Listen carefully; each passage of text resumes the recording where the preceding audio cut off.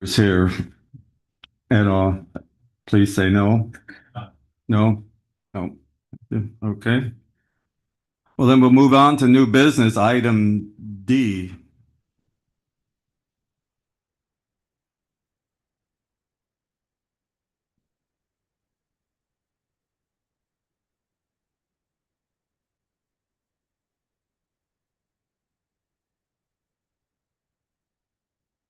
Okay.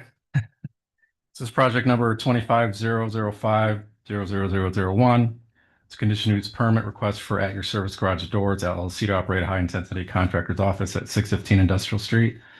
Staff is requesting a postponement to the March PZB meeting.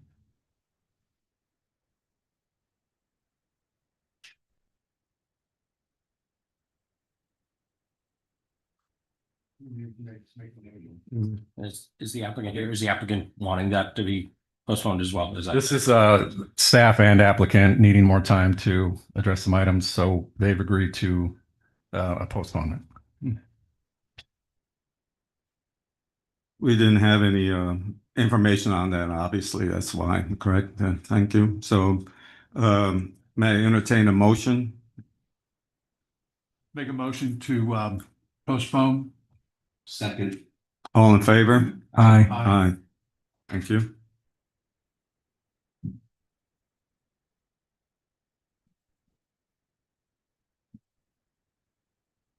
Continue on the new business. I think now we can start with number A.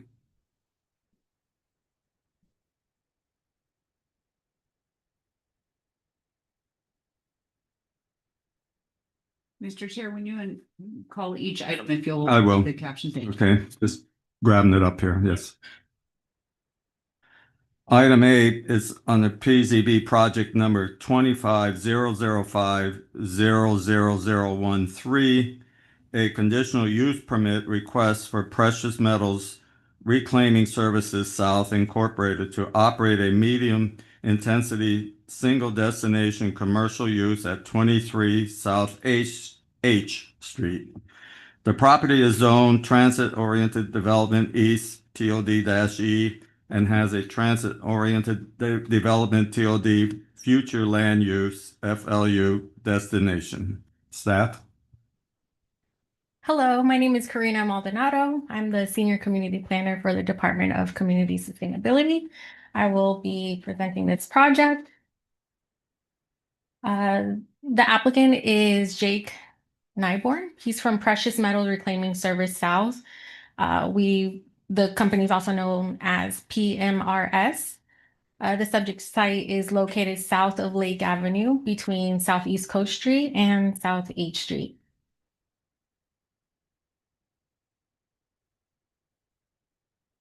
So the proposed business activities include the purchase and resale of precious metals, estate jewelry, gemstones, and electronic scrap, along with limited retail jewelry sales. The majority of the business operations are conducted online through mail-based transactions, and there will be minimal on-site retail activities conducted at the site because the business operates by appointment only.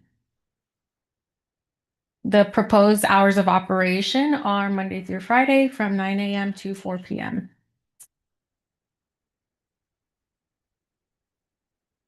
The subject site was constructed, or the building was constructed in 1975, and it's about 3,000 square feet. The applicant will be occupying the entire building. The property currently has an open code violation for operating without a business license. The property owner has actively worked with the city to resolve the case.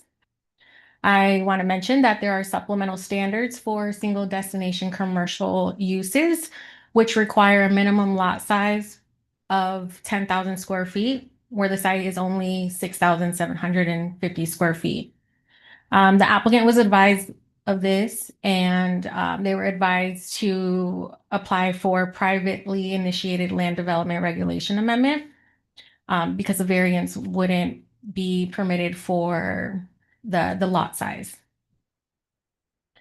In July of 2025, the applicant applied for the LDR amendment. The amendment was reviewed through ordinance 2025-13. It was reviewed by the Planning and Zoning Board, the Historic Resource Preservation Board, both acting as the local planning agency. This was reviewed in September of 2025. Followed by first and second readings by the City Commission on October 7th and October 21st, 2025. This allowed a single destination commercial use to have a minimum lot size of 6,750 square feet. The applicant did apply for this conditional use permit that was required in December of 2025.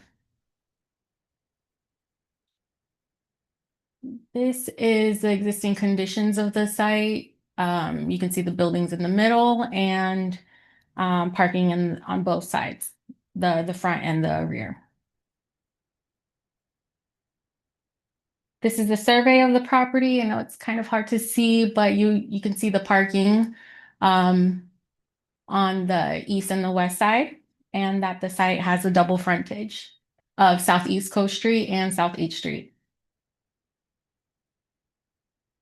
This is the floor plan that was provided by the applicant that includes office and warehouse, reception area.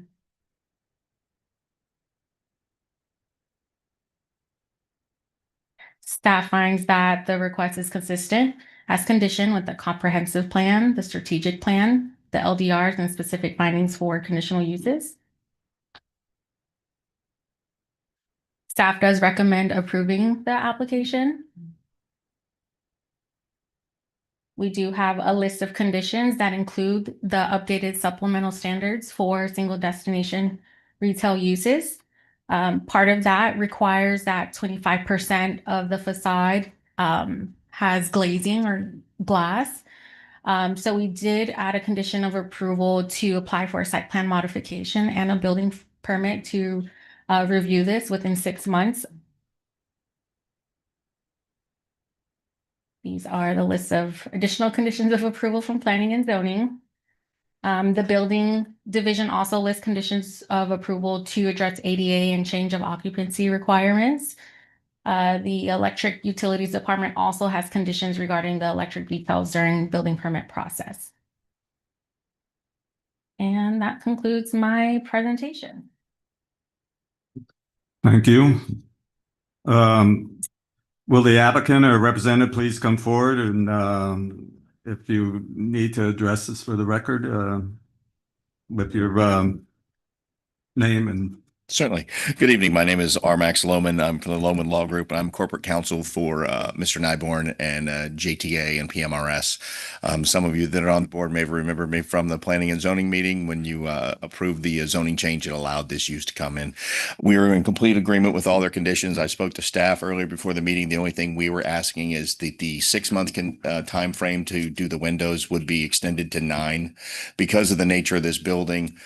And the way it is constructed without the windows, we can't just go buy like your garden variety impact glass window and stick it in the building and just cut a hole randomly. We have to do some engineering, and we also have to have the windows custom made.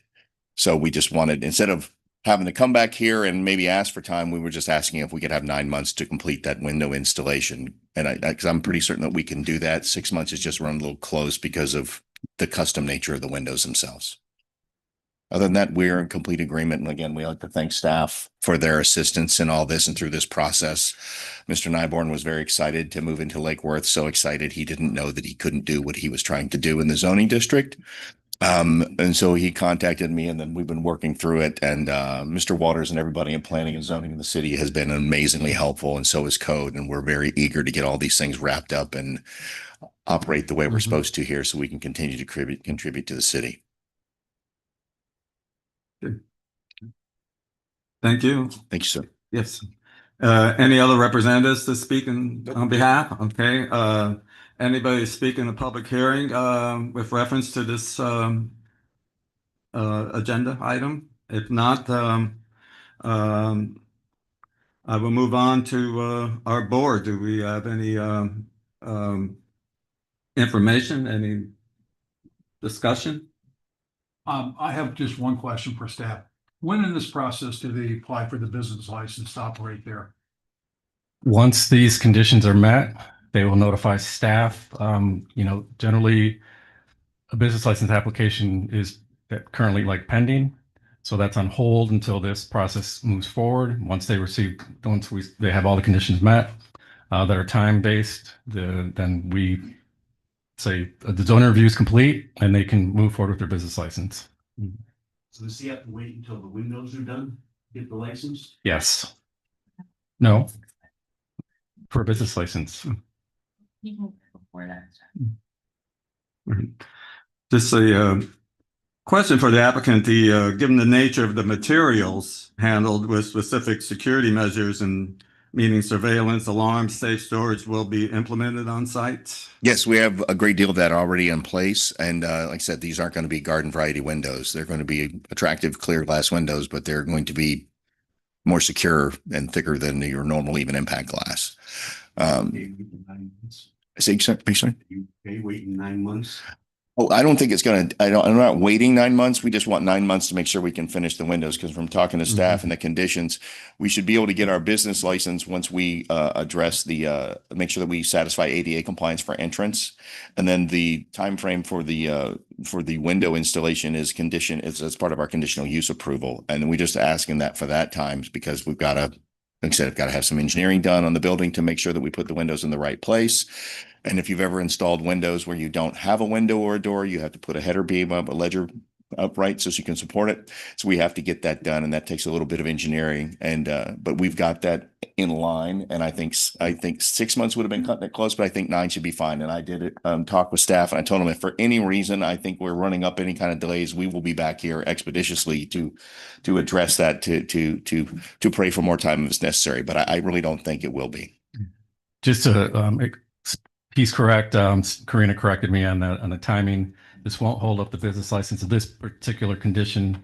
The clock will start for this one at development order once we sign that development order, and staff is agreeable to the 9 months. Thank you. Right. Thank you.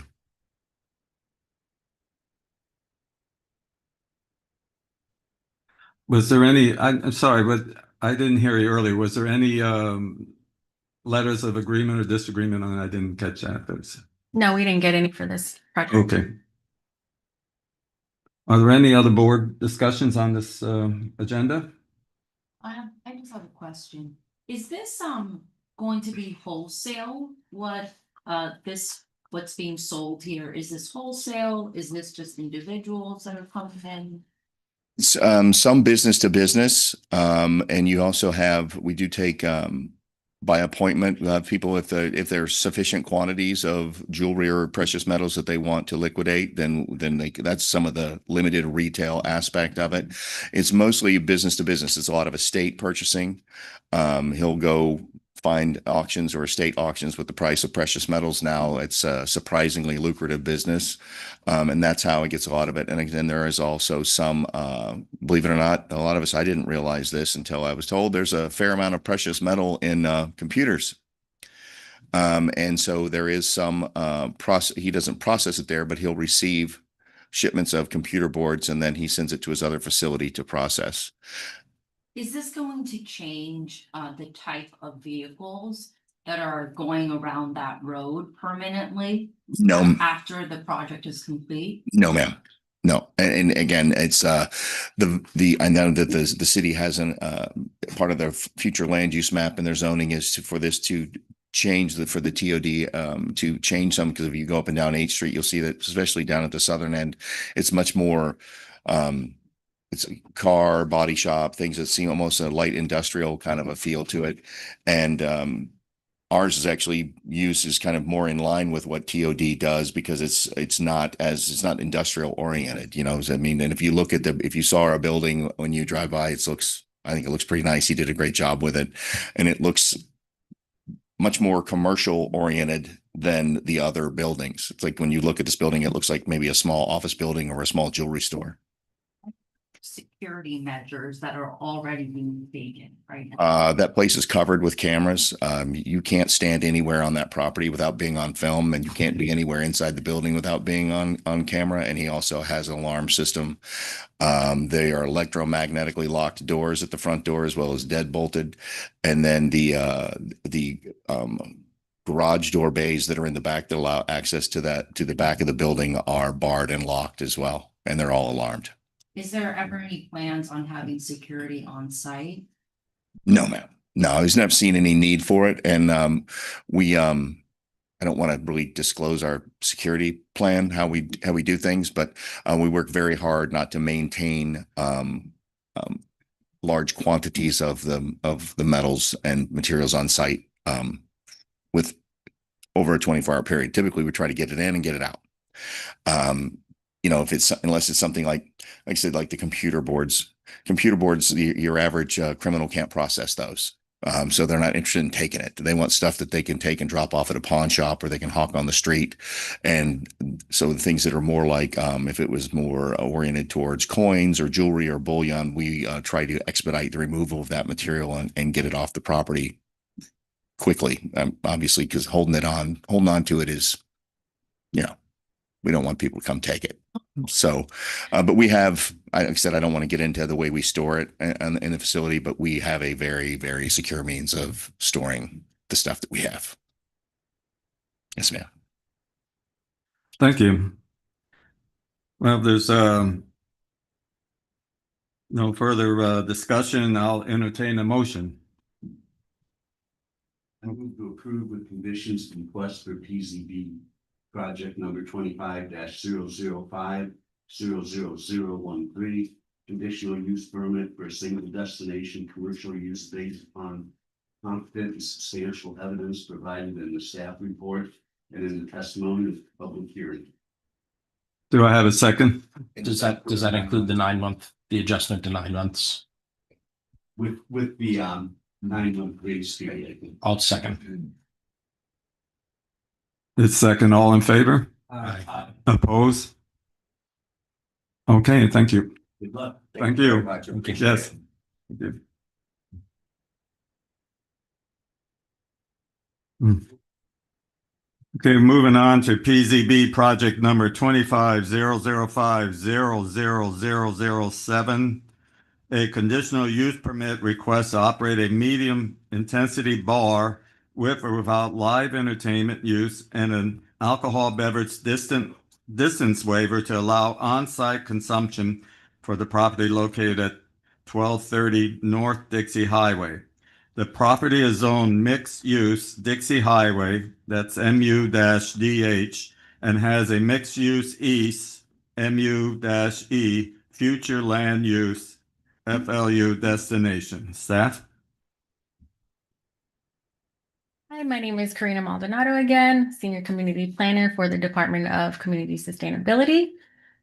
This site, the applicant is Eric Sessions. He is from Locals Only Neighborhood Bar.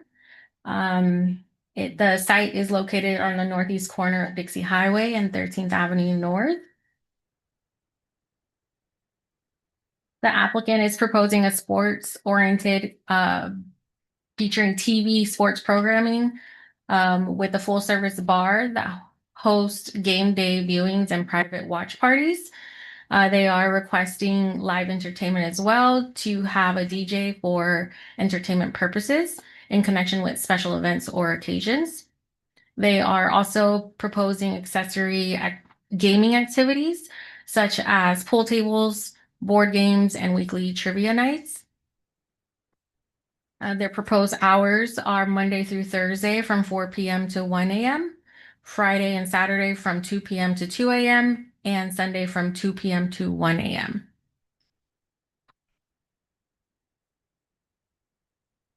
The mixed-use Dixie Highway zoning district allows the establishment of a medium-intensity bar with live entertainment to be reviewed through a conditional use permit. An alcohol distance waiver is also required. It's a separate application to allow on-site alcohol consumption when the use is proposed within 500 feet of residential zone properties and within 500 feet of other alcoholic beverage establishments. So the applicant will propose to use the entire building. It's a little under 1,600 square feet. The building was constructed in 1959. Currently, there are no active business license for the site. The applicant does, or the site does have code violations. They have 2 code compliance cases open that are for signage and parking lot improvements without permits and repairs needed on vents, electrical switches. There were, during the code violation, it was noted that there was walkway obstructions and that local only neighborhood bar would need a business license to operate, or the property owner would have to register the site as vacant under the city vacant registry program. Staff has added a condition of approval to require that all of the outstanding code violations are resolved prior to the issuance of business license. Well, you'll see the in the thin blue line, the subject site. I have noted to the north of the property directly, there is a quick stop that has an alcohol license, which is less than the 500 feet requirement. And directly to the east, there are residential zone properties directly to the rear of the property as well. So you'll see on the little arrows there, directly behind it is single family, 2 family, and just down the street is single family zoning district. This was a survey that was provided to staff that shows that they'll use trash bins, and it shows the location of the parking to the north and to the east of the property or the building. This was also the floor plan provided that shows the tables and the bar area. You'll see on the left side, that's North Dixie Highway. This was also a site plan provided by the applicant that shows the parking. And it depicts 10 parking spaces with 1 ADA space. So the conditional use permit, staff found that the request is consistent with the comprehensive plan, the strategic plan, city LDRs, and general findings, and for specific findings for all conditional uses. Staff has added a condition of approval that should the property be declared a chronic nuisance as a result or related to the operations of the use, that the city can revoke the business license.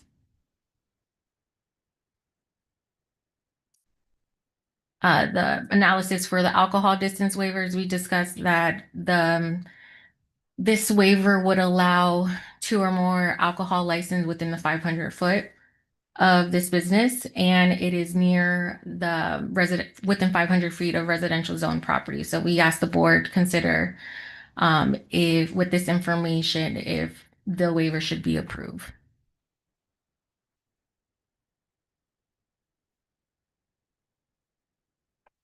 Here are a list of the planning and zoning conditions of approval. We are requiring additional landscaping or living ground cover on the northwest corner of the property. We have alcohol consumption timeframe windows that are allowed by city code. We have conditions stating that the business needs to comply with noise control, and again, that the city can revoke the license if the property is declared a nuisance. Public Works also had a condition of approval. They have a few, but one of them does include improvements. What's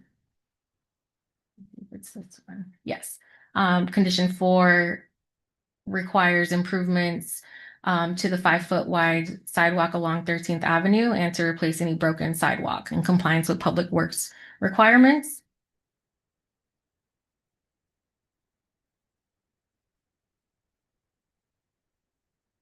They also have conditions of approval regarding alley improvements.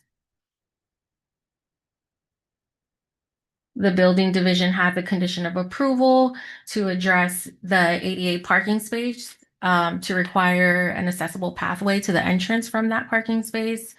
And the CRA added a condition of approval stating that if any changes were to occur to the exterior, that it would need to meet the City of Lake Worth Beach major thoroughfare design guidelines prior to permits.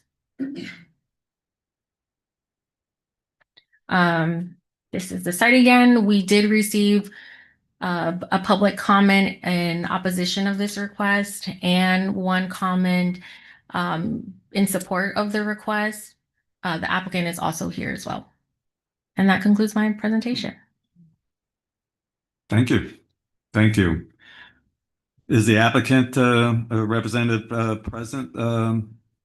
Please come up and state your name and address for the record. Good afternoon. My name is Josanda Lovett. You want my address? No. Oh, the address. Yes. Oh, 1230 Northwest Dixie Highway, Lake Worth. Yeah. Thank you. This is How you doing? Yeah, this is my assistant. So she helps me out with everything. How are you guys doing today? Good, thank you. State your- Your name? Michael Hadidis. So Eric Session is out right now. He had knee replacement surgery, but he is on the Yeah, contract I for the represent week him and with him, so that's why he's not here. So we apologize for that. Okay. Can't wheel him up the steps, Yeah. but sorry. Do you, does the board have any questions for the applicant? I have a question, I guess, for staff and the applicant. The condition 7 under the planning, zoning and landscape. Is there a code reason for that, or can you explain, give us a little more background on that? Regarding the signage, right? No, the indoor recreation uses. Yes. I do have a little analysis about that in the project background. So we add the condition that the proposed gaming, the pool tables, the board games, trivia night is accessory. For it to be maintained as accessory, it would have to be a free service. If there's a charge to it, it would be classified as another principal use as indoor recreation. Principal indoor recreation use is not allowed to have on-site consumption. So the only way it would be allowed is if it remains accessory and a free service. It's free. The pool I table. understand, but so every bar in Lake Worth that has a coin-operated pool table or coin-operated video games is in violation of the code? Which includes. They may not Like- not be operating with indoor recreation use approval. Are we being over, like, is there something that we should consider in the code so that we don't have a lot of bars that are in violation? Because I don't like the idea of it just not being enforced. And I guess you're gonna have a pool table that's just a free pool, so they just. no, right now I have the pool table does have it's coin operated. I have a coin machine on it, but if it's not, I'll take it off and then I'll just make it accessible to people. I'm a local, so Yeah, I know that's not a big deal to you Right. guys. The only reason I'm asking is because sometimes these conditions come up and we put them into an approval. And, you know, we're kind of setting precedent. I've never seen that before. And I can't think of any, I can think of multiple bars that I'm not going to name in the city because I'm not outing anybody here. Yeah. But every bar that I know that has pool table in Lake Worth is coin operated. Yeah. I don't know of any that, you know, usually that's just the case. And there's lots of them that have arcades and things like that, some video games, Top Golf, whatever. I think we need to take a look at that as a board and see whether or not we need to amend the code to make sure that those businesses are not out of compliance with our code for having that. It doesn't really make sense to me. That's not our choice. Here it's in the thing, so we need to go with it.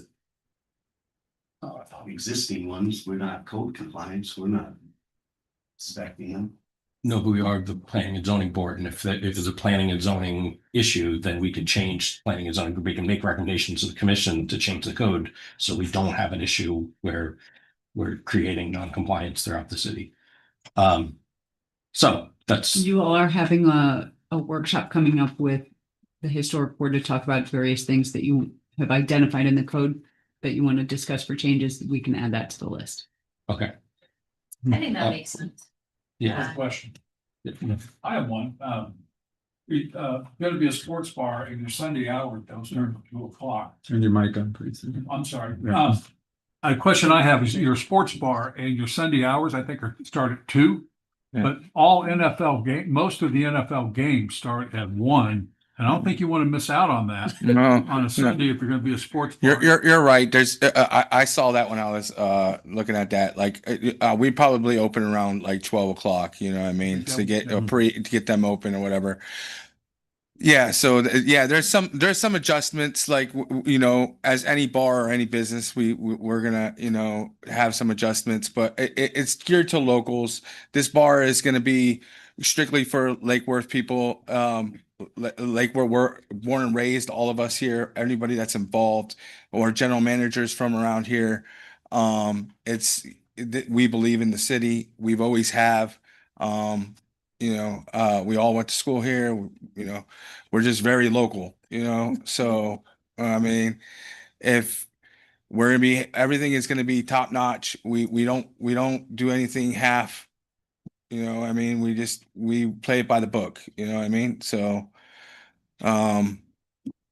we have security, we have all the security cameras, we got, all the exits, everything has been done by the book there.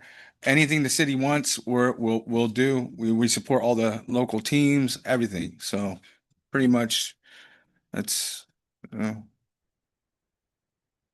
I was just, understand you're gonna have live entertainment and, and how, I was wondering how frequently and how you're gonna manage the sound levels to comply with the noise ordinance.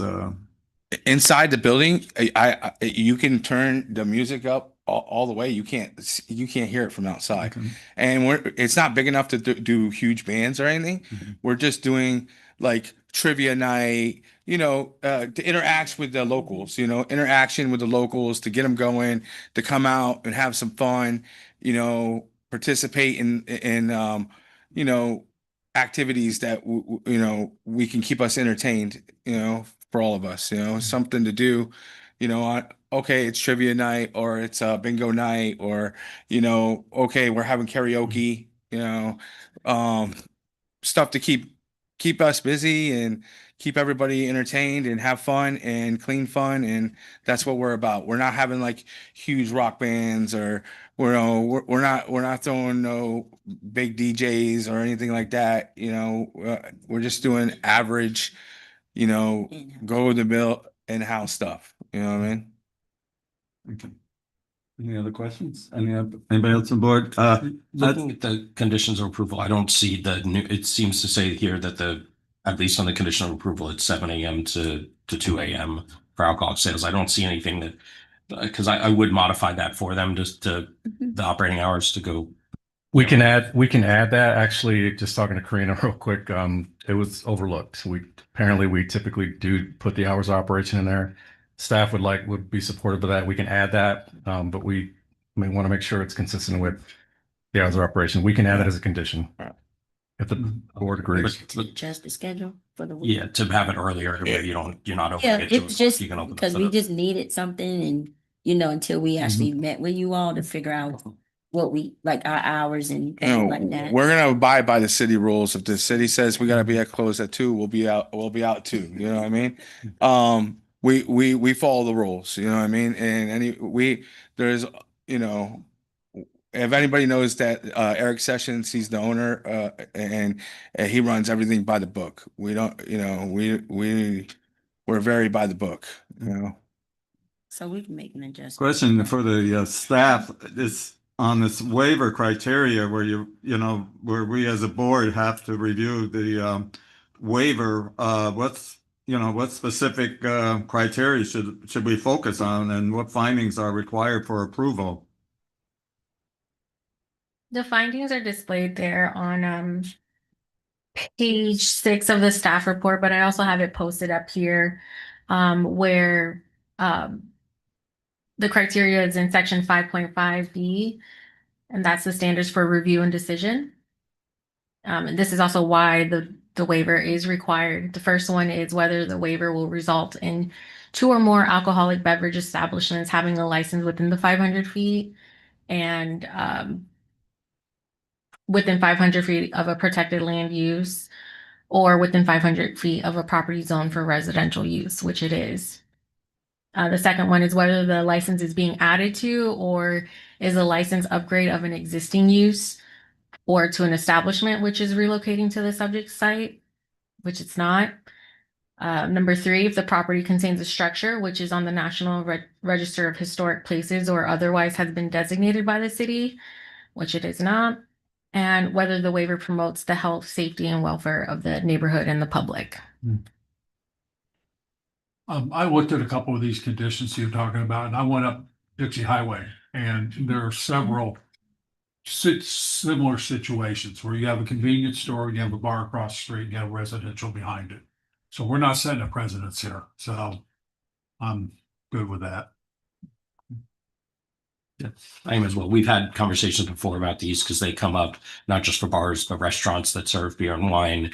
And we've had a lot of approvals of these waivers in the past before. And I think it's part of our code. So, you know. It has come up. Yeah. Yes, it has. Well, no more questions for the applicant at this point. Thank you very much. Thank you. I appreciate your time and thank you guys. Appreciate it. I'll now open for public hearing on any of the items. Is there anybody here wishing to speak? Please come forward. No? No? Well- So I have 2 comments I'd like to read into the record. And these Okay. are comments that we received from 2 different people. So the first one is, hello, I live on North J Street, which is across from the newly planned bar, coming with a meeting on February 4th. I won't be attending, but I wanted to voice my opinion. I support the new bar 100%. And not only do I support the new business, I want to encourage everyone in city politics to stop being antagonistic to the new investment, new business, and entrepreneurs coming to the city of Lake Worth. Give permits, don't take forever, and encourage them and incentivize them. The city will decay in crime and drugs unless it is actively incentivizing and encouraging new investment and new business versus keeping it the way it's always been. Thank you, Tim Llewellyn. I do have another one, and this is from John Becker. And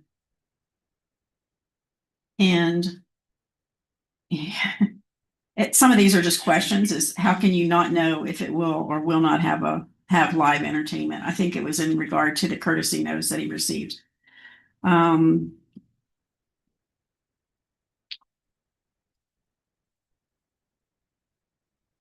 He said he's against the approval until you determine if they will or will not have live entertainment.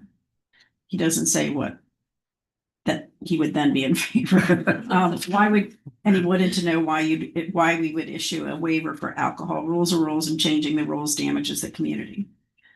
The city has destroyed piece by piece a once nice city. And where are the customers and staff going to park? There's only about 8 parking spaces. They should not be able to flood the streets with cars and then have drunks walking up and down the streets and possibly killing someone that lives nearby. Live entertainment needs to make sure that they follow the noise ordinance. However, without police, there is no one that would enforce it. And if they do nothing, and if the do nothing sheriff always tells me they are too busy to handle city ordinance calls. And why did you let them build out the area with pool tables, jukebox booths, and a bar? And now 6 months later, you say you're going to have a hearing and decide if you will grant the permit. Who's running the city? I'm voicing my no vote. John Becker. Okay, thank you for the record, right? Okay. There are no other board discussions on this. I'll entertain a motion from a board member, please. I'll make a motion. I just want to clarify with staff the hours of operation that we're going to put as you said you do want that as a condition, but we're going to open it up to, and I think in general, a new business opening up, if they find a reason to open earlier, if there's not a reason to exclude it, I would be broad on this in terms of what makes sense. If they want to open on Fridays for lunch, or earlier, let's not have them come back to us for additional waivers and additional changes. So what would you recommend for the conditions here? Well, I would just recommend what the applicant had proposed in their application, their hours of operation. I think the only change is that the Sunday from 2 begins opening at 2, they just open at 12. But on page 2 of the staff report, their hours of operation are listed, and that'd be So I guess I would like the You wanted- applicant, because I know, a lot of times applicants aren't really familiar with what's the whole process here. And what we approve becomes your development order. So for you to open earlier, or open outside of these things requires you to come back to us. So you can't just adjust on you. So you can tell us now, but you got to come back up to the podium. You got to speak on the record. But like for instance, opening up on Friday on 4 o'clock on weekdays, you may want to open at 3:30. Yeah. So if we can do, Excuse me, though, are we asking him to announce this so that it goes into the record? Is that what we're trying to, into the motion or? Yes, it will be. Yeah. Yes. So right now, staff pointed out that normally they have this as a condition. It was overlooked, so staff didn't have it as a condition. They would like us to add it in, but I want it to be consistent with what the applicant would Okay, like. makes sense. Thank you. if we can do 12 o'clock on Sundays and then 2 o'clock on the weekdays, it's fine. Okay, and then closing, you're still Yeah. midnight, and then, Yeah, 1 o'clock and then the 2 o'clock on the, whatever. Yeah. okay. I have a quick question. What's the city's requirement for him opening? Why rope you into something at 12 if the city will let you open at 9 a.m.? Then put that in there and then open at 12. Yeah. I mean, we could do that. Not, I mean, I'm good with whatever, you know what I mean? So. That, Dave, that's kind of my point as well. Like if their business is successful and they want to expand their operating hours and things are really good. We limit it to they that. don't- Sunday so brunch they is come very back to us. popular here. Yeah, I got you. No. And we're gonna be collaborating with other people around here, and we're the city is we want to be here for a long time, so we're not going anywhere. I have a question for staff. Is this in the CRA district? This is on Dixie Highlights, so it's in my CRA. It might be, and the CRA did provide a comment, so probably, but I would need my resources like the zoning map to confirm. Because I would recommend you get a hold of CRA and see about getting some help with your signage Okay. and some other things they can help And- you with. And I already have the contractor already put in for we blacktopped the pavement around to make it look nicer. I guess it covered one of the lines, so they said I had to get it relined, but it was already, the lines were already there. I just relined it, and so the contractor's putting it in, and the sign is already being in motion. So I mean, and when we're waiting for, and we're trying to wait for, we have a mural permit already in. We have a famous artist that wants to come out, a couple of them. So I mean, if we can do it, we're just all in. If not, you know what I mean, we're happy with whatever. We just want to open up. Thank you for that, but we were in the middle of a motion, so I think we have to follow with that motion. Yeah. So back to the motion. So now Yes. we've got clarification. Otherwise, it becomes a and- record of the motion. Yeah. And we can have some discussion on this so that my motion is to. Sorry, 1 second. I move to approve with conditions the request for PZB project number 25-005-0000007, a conditional use permit for the establishment of a medium intensity bar with live entertainment use and alcohol beverage distance waiver to allow on-site consumption based on the competent and substantial evidence provided in the staff report, and then testimony at the public hearing with the additional condition that the hours of operation as approved would be from I'm going to say 11 a.m. to 1 a.m. Monday through Friday, and 9 a.m. to 2 a.m. on Saturday and Sunday. Do you want to do 2 a.m. Friday and Saturday and 1 a.m. Monday through Thursday and Sunday? Yes, that's what Okay. sorry. I said weekdays, but I want to include Sunday in that. Yes. Do we have those hours? Do we have those hours corrected now? So if we do, then have a second. Okay. All in favor? Aye. Opposed? So moved. Good luck to you. Thank you, guys. Thank you. Appreciate you. Good luck. Thank you.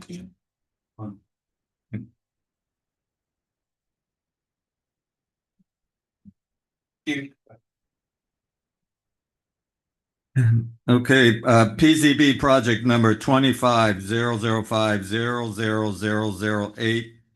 A blanket conditional use permit request for multiple uses as provided for in LDR section 23.3-6 for Mindful Management LLC located at 2211-2223 Second Avenue North. The subject site is zoned Industrial Park of Commerce, IPOC, and has a future land use destination of industrial. Staff? Thank you. My name is Karina Maldonado, Senior Community Planner from the Department of Community Sustainability. The site is located on the north side of Second Avenue North. There are 2 buildings with 24 units total, each with their own legal parcel number. The addresses are 2211 Second Avenue North, units A101 to A112, and another address at 2223 Second Avenue North, units B13 through B124. All of the units are owned by Second Avenue Lake Worth Workspaces LLC.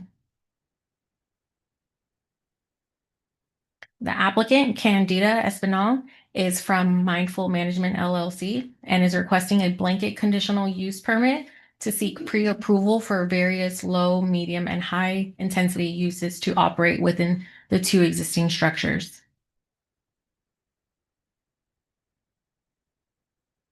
Here is the list of the uses the applicant is requesting. This allows future tenants to directly apply for their business license for uses listed in the blanket conditional use permit. Without an approved blanket conditional use permit, each future tenant may have to seek individual use approvals prior to applying for their business license.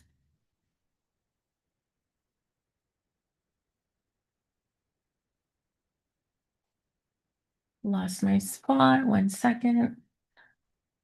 There you go. So an approved blanket use permit may increase the marketability of the site and allow a quicker turnaround to obtaining business license. So history or background on the property, the site was constructed in 1990 with 2 buildings. The site currently has business licenses to operate business offices, contractor offices, printing services, and pest control services. Many of the units are vacant and do not have active business license, and there are no open code violations at the site. So the subject property is outlined here. You see that there are 2 buildings and parking around the building. This is the survey that was provided by the applicant that shows the 2 buildings and parking spaces. The applicant has provided the floor plan for building A and for building B. Staff finds that the request is consistent as conditioned with the comprehensive plan, the strategic plan, LDRs, and specific findings for all conditional uses. Therefore, staff is recommending approval with conditions.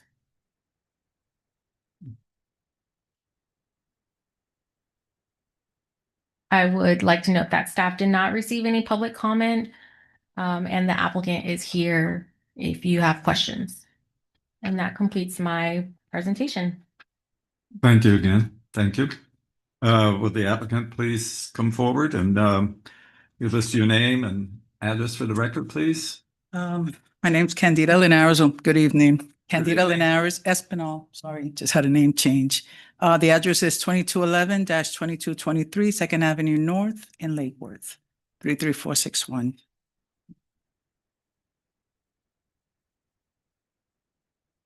Do we have any questions for the applicant? I just have a couple questions here on one of the conditional use in the high intensity. I believe it's the high intensity, which is contractors with or without outdoor storage. Without outdoor storage. Everything Well, in it's actually with or without outdoor storage, the way it's written here. I want to know what that means because I don't know what you would store outdoor up there. there'll be no outdoor storage. So that's just the use that we identified. It most likely would not be an outdoor storage situation, but the zoning district does allow for outdoor storage. But as you pointed out, staff would review that for any space that they could have to could utilize that, but most likely not going to happen. That was my question. Yeah. Where that was gonna go. You can take that off of the list of approved uses. I'll If just you take want one to, so word it'll out. only be without. Under our city code, though, outdoor storage includes the parking of commercial vehicles overnight.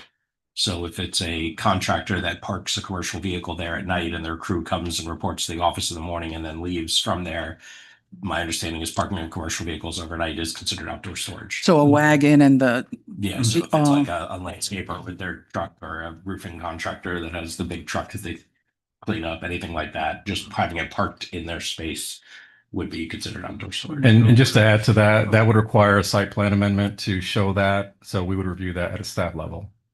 Thank you, thank you. I know that this covers low, medium, and high density. It about covers almost every business in the city of Lake Worth Beach. I was just wondering what type of tenants are you realistically expect in your well, at the staff? moment, we have contractors, we have a printing company, shutter company, nothing crazy, and it's 100% occupied. So this would be for future tenants. So either printing company, contractors, I believe we have veterinary on there. And yeah, nothing outrageous. So we're really realistically looking at low to medium intensity Low, medium. uses.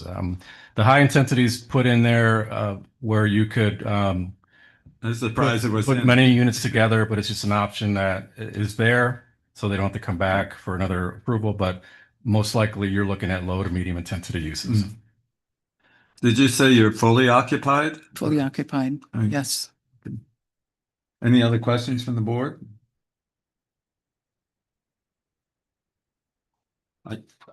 No, I have no questions. None? Thank you. Thank you. Is there anybody public hearing on this? Nope. Okay, so board discussion, any more discussion on the board? Any questions? If not, From a discussion, just in general, this is the sort of thing, this has come before us in the artisanal before. it has. What happens when you have a landlord that has multiple units, it can be very difficult for them to lease it out if every single tenant needs to schedule a hearing and advertise to get approved for that use. So if they can get a blanket approval, it really speeds up their ability to lease up and find tenants. And so we have to be careful about that sometimes in some areas where there's some parking stuff. This is a fully contained site, all their parking and access. They're not right off the road that they're parking. So they will have to manage that, themselves, and that'll sort itself out with tenants. Because if one tenant comes in and starts taking up too much parking, then the other tenants are going to complain, and that's their issue to manage, and it's all their parking. So I'm in favor of it. I think it's a good use of the blanket conditional approval. I agree. Any other comments from the board? If not, may I entertain a motion? I'll make a motion to approve. There- I move to approve with conditions the request of PZB project number 25 dash zero, am I the right one? 00000500008. You got it. Oh, good. Based upon the competent and substantial evidence provided in the staff report and the testimony at the public hearing. Do I have a second? I'll second it. Second. All in favor? Aye. Aye. Oppose? So do. Thank you. Good luck.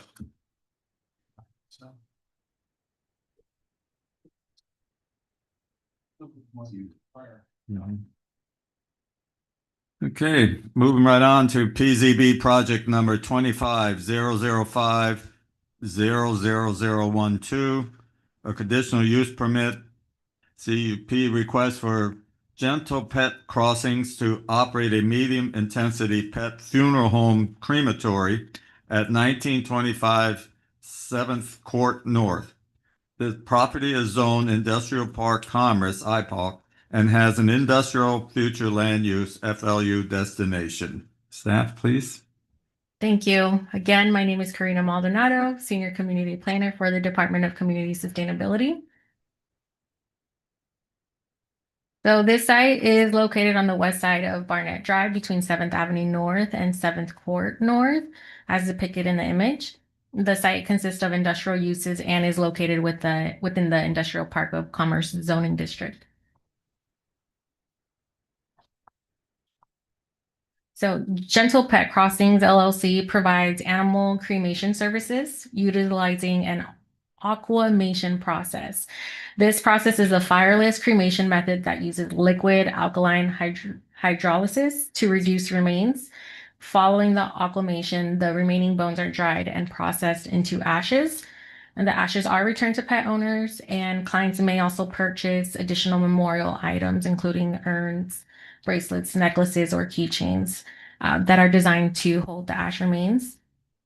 In addition to the aquamation service, the applicant is also proposing a designated sanctuary area within the facility to accommodate on-site memorial services, allowing pet owners the opportunity to say goodbye prior to the aquamation process.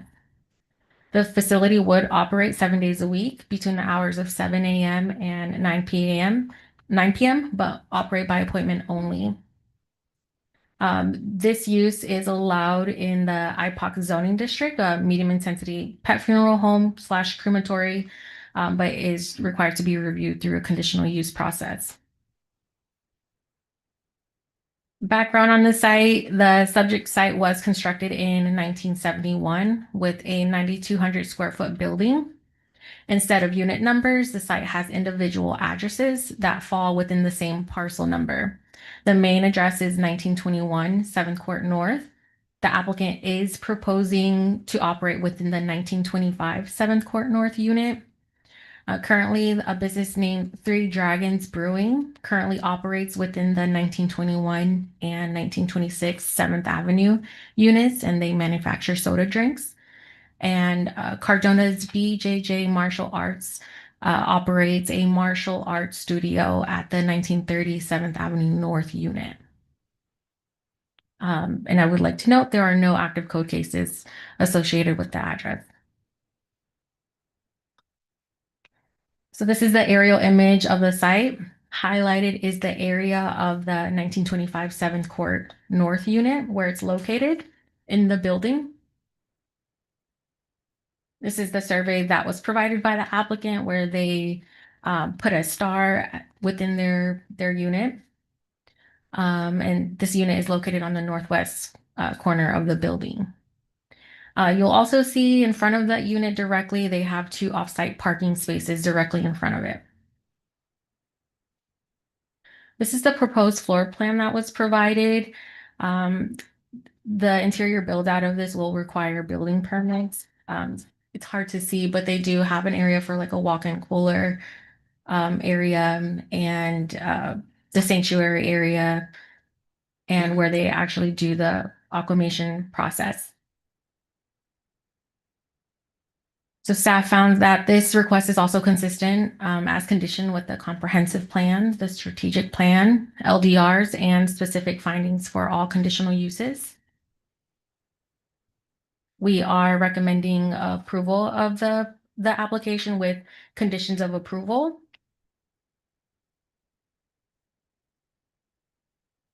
Part of the conditions of approval is that the use is specific to the unit that they are requesting. Any expansion or relocation will require another use approval. We also wanted to note that on-site euthanasia services is not permitted. That would also require separate use approval. And the approval will be subject to all of the information that the applicant provided. The building division has a couple of conditions of approval regarding ADA requirements. The electric utilities department also added conditions to address electric requirements. The water and sewer utilities department added conditions to address water and sewer concerns, including the requirement to apply for industrial pretreatment permits and the requirement to install a grease inceptor and backflow preventer. This concludes my presentation. We did get a one public comment in opposition of the request. The applicant is here and she also has a presentation she would like to share. Thank you. Thank you. Good evening. Name and address, please. Good evening. Janique Chirina Branca, co-founder and CEO of Gentle Pet Crossing, 1925 7th Court North, Lake Worth, Florida. Welcome. Thank you.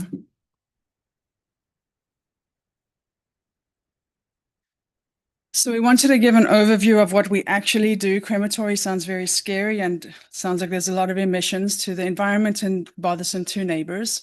As Karina did emphasize, we are doing aquamation, which is known as alkaline hydrolysis, and I'll get into that in just a couple minutes. We wanted to just give you a rundown of the company, why we opened, who we are, and the reason for moving at this time. So it's myself, business partner and wife, Jackie, and then that's our daughter, Kai. We opened in 2020. The reason was Jackie's idea.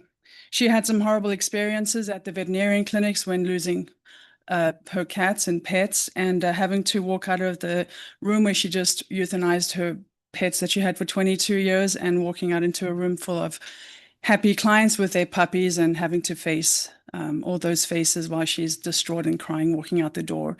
Her idea was to create a beautiful pet funeral home, a place of compassion, a place to allow people to be vulnerable, find closure, spend time with their loved one before leaving them for the last time.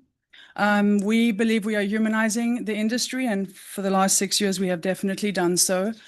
We do provide a better experience for our clients to come directly to us instead of leaving their loved one at the veterinarian clinics. And we are very passionate about this industry. It's not a very happy one to be part of, but it is very satisfying knowing that we're doing the right things for our clients. And the first time we see them, they're leaving crying, and the second time we see them, they have somewhat of a smile on their face knowing that they got their loved one back. We are definitely pet lovers. We had 4 cats 5 years ago and still have 2 parrots that'll be with us for a few more decades. That's Kai. We have since lost 4 cats. The top right was the last one we had cross over the Rainbow Bridge on December 22nd. Kai's now 7.5. She was 2 when we opened. And we had Blue cross over at home. And Kai insisted on taking Blue to our sanctuary and lighting a candle as we allow all our clients to, and also writing the prayer box for her. So she, as our 7.5-year-old, definitely found closure in the process and the space we provide, which definitely speaks volumes. There are 4 of us, myself, Jackie, and then Juan and Steele. We actually run 3 locations throughout South Florida. And Juan has been in the industry for 10 years now, and Steele 3. It's a unique industry to work in, but also very hard to find the perfect fit for our employees. So we're very happy to have them on board. So we are a place of honor, dignity, and compassion. We definitely provide a welcoming and supportive environment for our clients as we plan for the end of life for their loved ones or the afterlife if they've already passed. That's good. The services we provide as a company is pickup services from homes or veterinarian clinics. Of course, we can deliver the keepsakes of their loved ones to clients if they didn't want to come to us to pick up. We offer in-home euthanasia with licensed veterinarians, private aquamation, viewing, so the families will sometimes gather in small groups and come and see their loved one for the last time at our sanctuaries before we do the aquamation process. And then we open 7 days a week, 7 a.m. to 9 p.m. by appointment only. So the top left location is Lake Worth Beach, 409 South Dixie Highway. We opened in 2020, went through the same process back then. That was a mixed-use building. It's retail and office as well. So that is actually the first location and also where we operate our equipment currently. That's a location where we meet our families. It is the sanctuary. That's where they drop off and also pick up from. The equipment is in the back, and we've grown out of that space, and that's the reason for looking for a warehouse. A little more, 2020, we opened the Port St. Lucie Sanctuary. No equipment there, just a sanctuary to meet our clients. And then in 2023, we opened Fort Lauderdale. So this is the space in Lake Worth, what it looks like. It's kind of that is the sanctuary where our clients will bring their loved ones to. And the bottom left is kind of the check-in lobby area. And then these pictures are the Port St. Lucie and Fort Lauderdale Sanctuary to give you an idea. So when we received a loved one, of course, we do the private aquamation process, and then they receive their loved one back in one of these packages. The left is, for a pet that's more than 5 pounds. And then the bottom, those little urns are for keepsake. They keepsake urns for exotic, so hamsters, birds, gerbils. We do it all. So that's just to give you an idea of what's included in our service. This is just to give you more idea of what we do. These are different urns and upgrades that clients can add. And then we also do jewelry that will hold ashes as well. So aquamation is a gentle, respectful process. It is very different to fire cremation. To explain it simply, it's a system that speeds up the natural process of decomposition as if we were to bury, except it leaves us with the remains that we then turn into ashes. So if we buried a body, it's going to take several months or years to decompose and have the skeleton left. Using 95% alkali, 95% water, 5% alkali, and a 20-hour process gets us that same result. And there are 0 direct emissions to the environment. It's a stainless steel system. Once we put everything in, we close it, and 20 hours later, we open it up. There is one tiny vent that, it goes out the ceiling from the system. It's been around for 28 years for people, about 17 for pets, and it's used all over the world. There's over 500 operators in the United States. You say it's an aquamation type of cremation? Yes. Equipment that you use? Yes, we do not do fire at all. It's alkaline hydrolysis. We use water and alkali. Alkali is sodium hydroxide and potassium hydroxide. 5% of the alkali and 95% water. So there's no smoke or odor? No smoke, no direct emissions to the environment. And any pets that go in with euthanasia drugs or chemotherapy or anything that, is impure, after the system is complete, everything is completely sterile. So the effluent that's discharged down the sewer, there is nothing actually harmful. And actually many farmers use it as fertilizer because it's so full of nutrients. I've explained that already.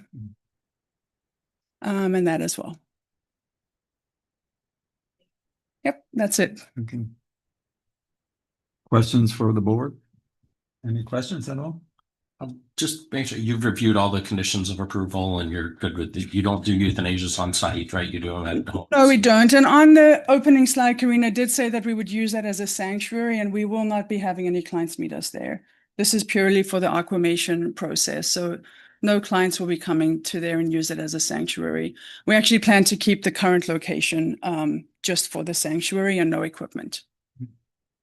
I didn't ask what's the largest type of pet that you will handle in the place? I mean, there's some very large dogs. Do you go beyond dogs? I mean, yeah.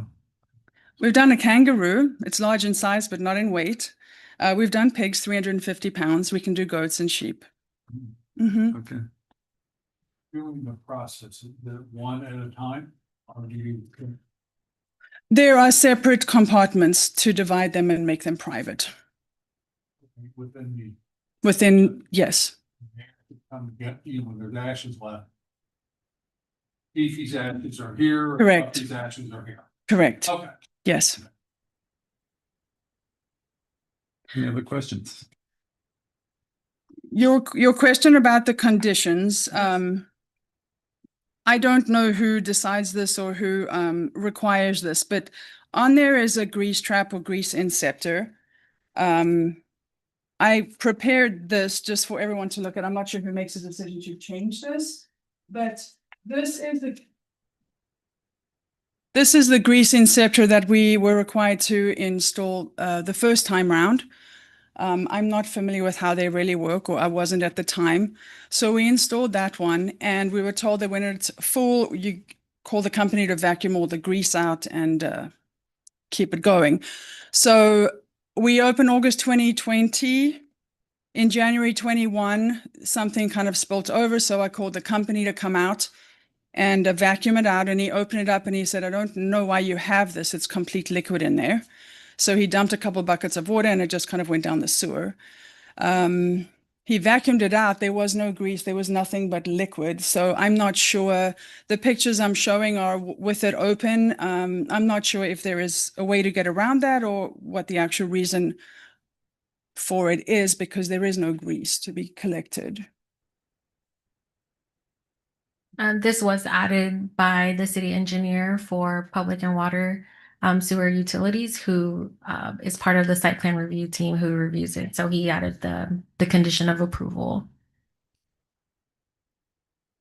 Could we as a board just add to that unless approved by the city? Because we're not the ones to make a technical decision on how that works. But if you have evidence, you could bring it back to the utility director or and then if they agree with you and they approve it, then you would need to do that.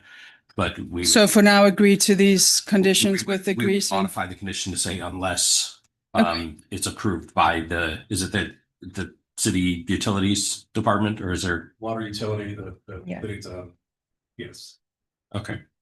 Okay. By water utility. So you would, I think you've got a good argument, because I think a lot of people probably aren't familiar with it. So the safest thing to do is put in an interceptor that isolates it. But if you've been operating for years now and you can convince them, have them come out, take a look at it, and maybe they won't require it on this one, but that wouldn't be something that we as a board could decide. Okay, thank you. Okay, thank you. And no other questions. Thank you so much. The presentation was great. Thank you. Thank you. Thank you. Do we have any public hearing with reference to this agenda item? Sherry, do you? We did receive one letter, and I believe the applicant has already spoken and corresponded with this person, but I'll read into the record at Okay. any rate. For the record? And of course, you can feel free to add on to what your conversation was. Hello, we do not want there to be a pet crematorium within 400 feet of our office due to odors and lower air quality. The area is not intended for that use. Please deny the zoning request from General Pet Crossing. We have been at this location for over 40 years, and it is an industrial area. We do not want a crematorium. Thank you for your time and consideration, Anna Alba of Arco Supply Incorporated. I know there's been conversations. So I did try have a conversation, but I left a voicemail.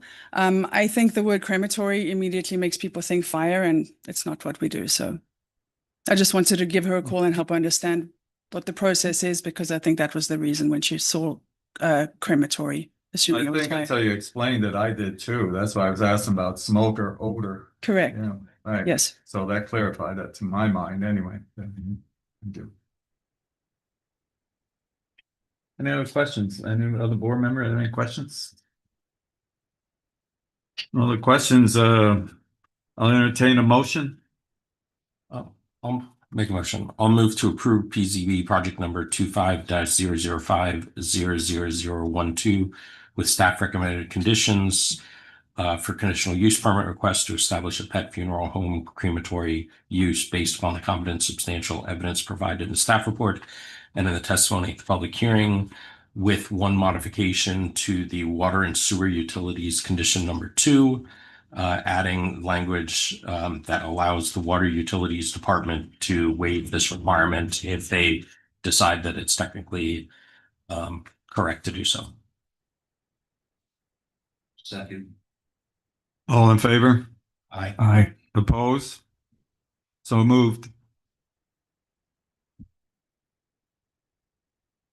Thank you. Okay, we have an ordinance number 2026-02, consideration of an ordinance establishing a new section within the land development regulations to allow murals and sculptures to be attached to structures. Staff, please, Mr. Minota. Good evening. For the record, Scott Rodriguez, Scott. Planning and Zoning. This is ordinance 2026-02. This is really an ordinance to define what a sculpture is, and creates rules for murals and sculptures, including permits, design standards, and board review. And I'm going over this very quickly. And cleans up some sign code, cleans up the sign code a little bit by removing some duplicate mural regulations. And it puts it in one spot, makes it a little easier to review.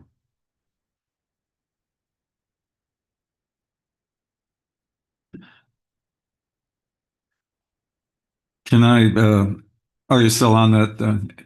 No, I'll just gonna finish up, just that, you know, staff is, you know, recommending, I just was, I know at one time we were talking about only certain murals along certain main areas. Is that being changed now? Is that what we're talking about? Where somebody can put a mural any area in any area?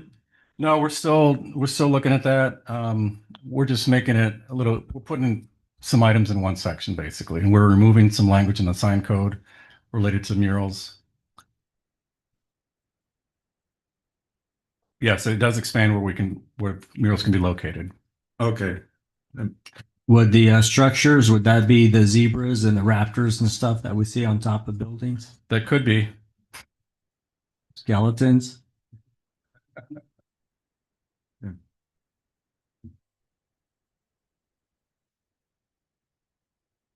Does this require a motion on this? It does. It's a recommendation to the city commission. Okay, I'll entertain a motion on this ordinance. Move to recommend to the city commission to adopt the proposed LDR text amendments included in ordinance 2026-02. Second. All in favor? Aye. Oppose? So moved. Thank you. Moving down the agenda items, do we have any planning issues or workshops or anything else coming up that we should know about? We are working on a potential workshop, still looking at hopefully April or May. It really depends.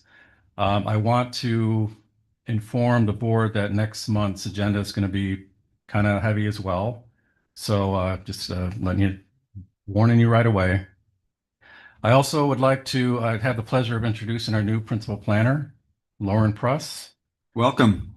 And we're absolutely welcoming her to the city because we need the help. So glad to have her. I wanted to introduce her, and you'll start to see her a little more often as we move forward from this. But other than that, I have no additional planning issues. Okay, thanks. Any others? Any public comments? Nobody here to do that. So we'll move on. Any department reports?